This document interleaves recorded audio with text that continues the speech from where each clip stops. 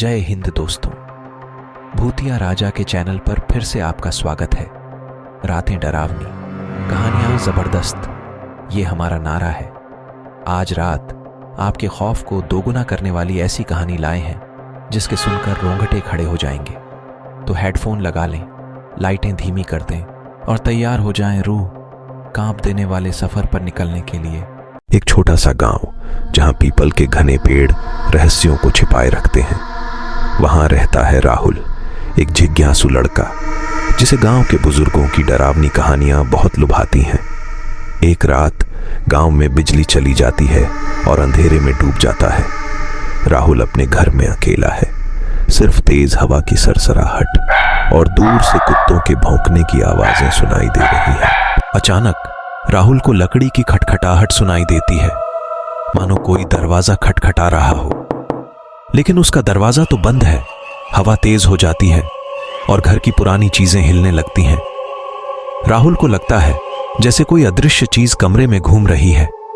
एक ठंडी हवा उसके गालों को छूती है और कानों में फुसफुसाती है, लेकिन आवाज समझ नहीं आती।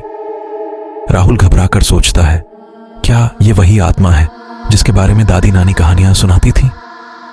डर के बावजूद राहुल अपनी हिम्मत जुटाता है और पूछता है, कौन है?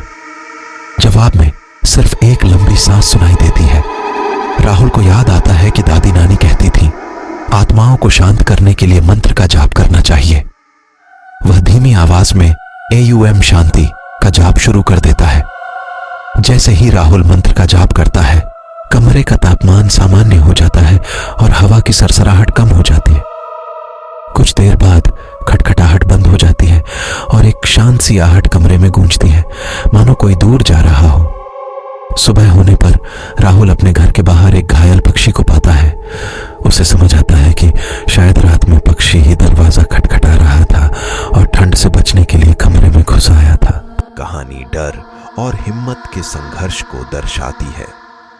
यह बताती है कि अक्सर हमारे डर का कारण अज्ञात होता है, लेकिन थोड़ी हिम्मत करके उसका सामना किया जा सकता है।